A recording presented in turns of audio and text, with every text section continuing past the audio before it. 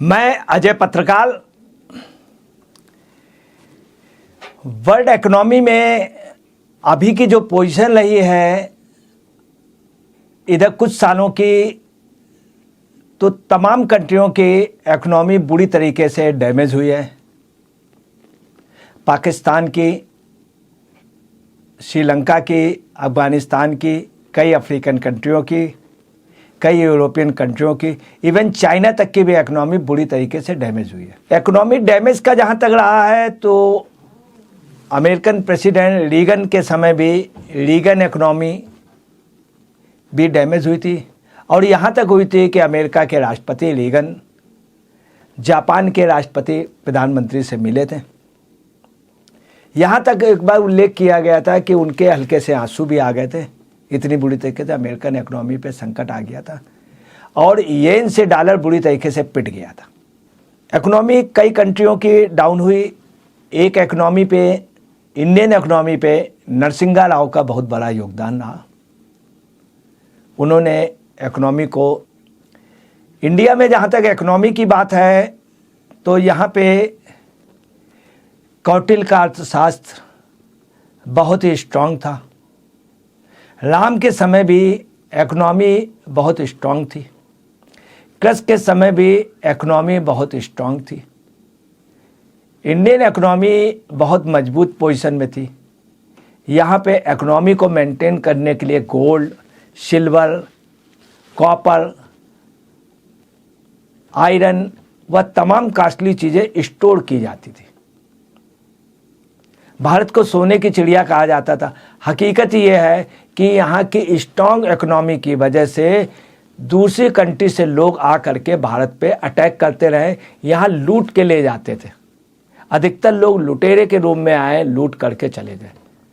सिकंदर आया, तमाम लोग आए मुस्लिम काल पे, शक आए, हूड़ आए। यहाँ आने की वजह थी कि यहाँ की इकोनॉमी बहुत स्ट्रांग थी। इकोनॉमी बुरी तरीके से यहाँ की डाउन हुई। 1947 में भारत आया, आज़ाद हुआ। इकोनॉमी को अगर सबसे ज़्यादा तोड़ा तो अंग्रेज़ों के समय इकोनॉमी टूटी। उसके पहले काफ़ी आक्रमण हुए, शेर शाह सूरी के, वो तमाम आक्रमण हुए। मनी का शिफ्ट हुई, मगर मनी बढ़ी नहीं। एक से मनी दूसरे के पास चली गई। एक राजा की जगह दूसरा राजा जो आया उसके पास चली गई, उसके लोगों के पास चली गई। चाइना 1949 में आज़ाद हुआ, इंडिया 1947 में आज़ाद हुई। हकीकत में चाइना की इकोनॉमी उस समय काफ़ी बुरी पोजीशन में थी। सन 1980 तक भारत और चीन की आर्थिक विकास सकल घरेलू उत्पाद पर लगभग बराबर था। पर कैपिटा इनकम में भारत अपनी परिस्थितियों के हिसाब से ठीक पोजीशन में था। उसके बाद इकोनॉमी बुरी तरीके से डाउन होती गई। जब देश आज़ाद हुआ तो यह मिक्स्ड इकोनॉमी रखी गई। उस समय भी कई मत थे। गांधी जी का स्वराज का नारा था। ग्रामीण कुटीर उद्योग में, घरेलू उद्योगों में गांधी जी की अपनी एक सोच थी। नेहरू जी आए। नेहरू जी ने कैपिटलिज्म को बढ़ावा दिया। उसी समय श्यामा प्रसाद मुखर्जी उद्योग मंत्री बनाए गए। उन्होंने उद्योग और वाणिज्य के क्षेत्र में, अर्थ के क्षेत्र में भारत की स्थिति को देख के यहाँ पे मिक्स्ड इकोनॉमी का, मिश्रित अर्थव्यवस्था को इम्प्रूव किया। चूँकि भारत के लिए वास्तव में न ही समाजवाद से पूरा हो सकता था, न ही कम्युनिज्म से हो सकता था, न ही कैपिटलिज्म से। ये चूँकि यहाँ पे इतनी अनेकता में एकता है, इतनी विभिन्नता थी, इसलिए मिक्स्ड इकोनॉमी यहाँ की ज़रूरत थी। ये अच्छा रहा कि मिक्स्ड इकोनॉमी का अगर किसी एक ढलने में डाला जाता भारत, तो उसमें वहाँ पर भी दो लॉबियाँ होती। आज मिक्स्ड इकोनॉमी की वजह से देश की स्थिति स्ट्रांग है, और जो हमारी अर्थव्यवस्था डैमेज नहीं हुई उसमें मिक्स्ड इकोनॉमी का बहुत बड़ा योगदान है। अब आप आइए, चीन कुछ वर्षों में अमेरिका की इकोनॉमी को भी मात देने जा रहा था। भारत से चीन की इकोनॉमी 4 गुना अधिक हो गई थी। आज जो स्थितियां हैं, अमेरिका को चीन इकोनॉमी पे अब मात नहीं कर पाएगा। भारत जरूर इकोनॉमी पे काफ़ी मजबूत स्थिति में आ रहा है।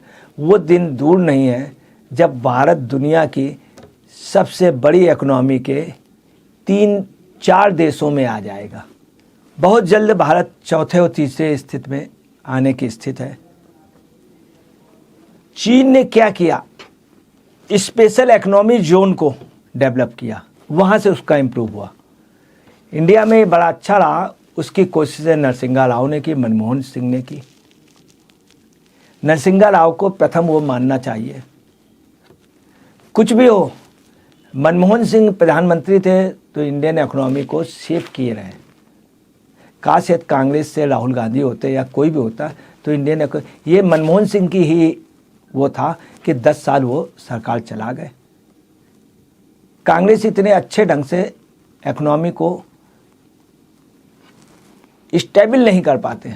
हालांकि प्रोग्रेस कोई बहुत नहीं हुई इकोनॉमी की, मगर इकोनॉमी स्थिर पोजीशन पे रही।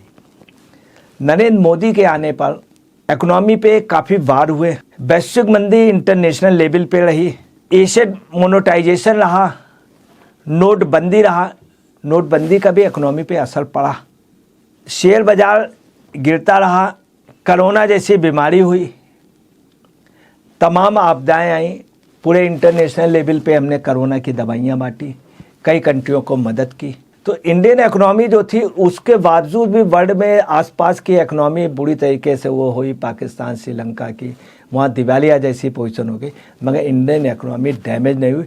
इंडियन इकोनॉमी ने जीडीपी बढ़ाई, सकल घरेलू उत्पाद बढ़े और इंडियन इकोनॉमी स्ट्रांग हुई। ये एक बड़ी अच्छी बात रही, बड़ी ताजुब की बात। भारत में मोदी जी ने क्या किया कि उन्होंने भी स्पेशल इकोनॉमी जोन का किया। हर शहर में, हर प्रदेश में एक उत्पाद एक शहर का वो दिया गया, उस पर बड़ा ठोस कार्य हुआ। इसके अलावा क्या है, शेयर बाजार के इन सब के डाउन होने के बावजूद भी निवेशकों का पसंदीदा बाजार जो है वो भारत बना। रिकॉर्ड एफडीआई, प्रत्यक्ष विदेशी निवेश काफ़ी तादाद में आया। 112 लाख करोड़ रुपए से 300 लाख करोड़ रुपए की सबसे बड़ी अर्थव्यवस्था अपनी हुई और हमारी अर्थव्यवस्था $5 ट्रिलियन की ओर का लक्ष्य रखा गया है, मगर वहाँ तक पहुँचने के लिए बेताब है। ये निश्चित है कि इंडियन इकोनॉमी जो है अर्थव्यवस्था $4 ट्रिलियन से आगे तक जाएगी, इसमें कोई शक नहीं। इधर पिछली साल से इस साल हमारा पर कैपिटा इनकम दुगना हुआ है। ये भी एक बहुत अच्छी बात हुई है देश के लिए। इन विपरीत परिस्थितियों में, इतनी टफ पोजीशन में, इतनी बड़ी आबादी वाले देश में इंडियन इकोनॉमी का मजबूत होना अपने आप में एक ताजुब की बात है। आर्थिक मंदी की जिस समय कोरोना काल हुआ और जब वो हुआ तो ये कहा गया था कि हर 3 में से हर 4 में लगभग 2 आदमी बेरोजगार होंगे। भारत की ये पोजीशन नहीं आई। ये सच है कि सरकारी नौकरियों से लोगों के चांस खत्म हुए, तमाम प्राइवेट सेक्टर्स आए, परंतु वहीं पे रोज़गार के अवसर भी बढ़े। मैं बहुत छोटा सा एग्जांपल दे रहा हूँ। ई रिक्शे से, सिर्फ एक छोटे से ई रिक्शे से काफ़ी परिवारों की आर्थिक स्थिति ठीक हुई। तमाम जगह लोग नौकरियां कर रहे हैं, तमाम सर्विसें कर रहे हैं, तमाम जगह स्वरोजगार में लोग आए। और हकीकत ये है कि इतनी बड़ी आबादी, 150 करोड़ आदमी जिस कंट्री में रहते हों, उसमें भी आदमी अपना खाना पानी खा करके रात को सो लेता है। ऐसी टफ पोजीशन, कोरोना जैसे काल में लोगों को अनाज मिला। कोरोना जैसे काल में कोई भी भूखा नहीं सोया, कोई भूखा मरा नहीं, जबकि और कंट्रियों में लोग ब्रेड के लिए तड़पे। पाकिस्तान की ये पोजीशन रही कि वहाँ पे ब्रेड, नमक और चीनी घोल के लोगों ने पिया है। चाइना जैसी कंट्री में ये पोजीशन रही है कोरोना दौरान। हमारे उसमें स्पेशलाइजेशन हुआ, गांव में भी अवसर मिले। गांव में आज भुखमरी नहीं है, गांव में भी लोगों को कार्य करने को मिला। कई योजनाएं आई जिससे गांव पे आज स्थित कुछ भी हो, लोग भूखे नहीं हैं। अब आया इकोनॉमी पे हमारी क्या पोजीशन है इंटरनेशनल लेवल पे, हम लोग उतनी तीव्र गति से क्यों नहीं बढ़ पा रहे हैं। उसकी वजह है कि हमारे यहाँ 150 करोड़ की आबादी है। हमारे कंट्री की पोजीशन ऐसी है कि कोई उत्पाद कहीं बनता है, कोई उत्पाद कहीं बनता है। दूसरा, हमारे यहाँ का सिस्टम पहले इतना चरमराया हुआ था कि हम इम्प्रूव नहीं कर पा रहे थे, क्वालिटी मेंटेन नहीं कर पा रहे थे, अच्छी पैकिंग नहीं दे पा रहे थे। आज भारत इन सब चीज़ों में स्ट्रांग हुआ है। चाइना की से हम काफ़ी जगह मुकाबला कर रहे हैं और वो दिन दूर नहीं है जब 5-6 साल के बाद भारत में कोई भी पेट्रोल या डीजल की गाड़ी नहीं होगी। ऑटो सेक्टर पे हम वर्ल्ड में छाएंगे, हाइड्रोस में हम छाएंगे। जो सबसे बड़ी प्रॉब्लम आ रही थी लिथियम की, आज लिथियम का भी भारत के पास पर्याप्त इतना स्टॉक है, वो दिन दूर नहीं कि हम पूरे दुनिया को लिथियम बांटेंगे, देंगे। वो दिन दूर नहीं। उसके अलावा क्या हुआ है कि किसी देश की या किसी महिला की, किसी परिवार की, किसी मोहल्ले की आर्थिक स्थिति को आप कैसे जानेंगे अगर उस घर में गोल्ड है। भारत ने गोल्ड भी बहुत खरीदा और आज गोल्ड का स्टॉक हमारे पास है। यदि किसी कंट्री के पास गोल्ड का स्टॉक है तो किसी भी मुसीबत को झेल सकता है, किसी भी युद्ध को झेल सकता है। आर्मी क्षेत्र पे हम लोगों ने अच्छी प्रोग्रेस की है, आय के संसाधन बढ़े हैं, परंतु इतनी बड़ी पॉपुलेशन को 150 करोड़ को रोजगार दे पाना न वर्ल्ड के पास ऐसा, अगर पूरा वर्ल्ड भी IMF भी जुट जाए, WHO भी जुट जाए तो भी 150 करोड़ लोगों को खपा नहीं सकता है। ये बात अधिकतर कही जा रही है कि इंडियन इकोनॉमी डैमेज हो जाएगी, भारत दिवालिया हो जाएगा। तो मैं आपको बतला रहा हूँ, भारत ना कभी दिवालिया हुआ है, ना होगा, और ना ही यहाँ के हर व्यक्ति का। यहाँ एक चीज़ कही जाती है, खाओ तो कद्दू से, ना खाओ तो कद्दू से। यहाँ की कहावत है। यहाँ की महिलाएं इतनी स्ट्रांग है, कभी सूखा पड़ जाता है या कभी बाढ़ आ जाती है तो वो घर पे अनाज ना होने के बावजूद भी वो मिथौरी बना लेती हैं, वो दाल की सुखा करके कुछ बना लेती हैं और वो घर को, पूरे घर को अनाज खिलाती रहती हैं, खाना खिलाती रहती हैं। यहाँ कहीं कद्दू रखा तो 6 महीने तक चल रहा, कहीं कुछ। तो यहाँ की इकोनॉमी अलग है, यहाँ के मिक्स्ड इकोनॉमी। स्टॉक एक्सचेंज या कमोडिटी मार्केट यहाँ के स्टॉक को, यहाँ की इकोनॉमी का सही दर्पण नहीं है।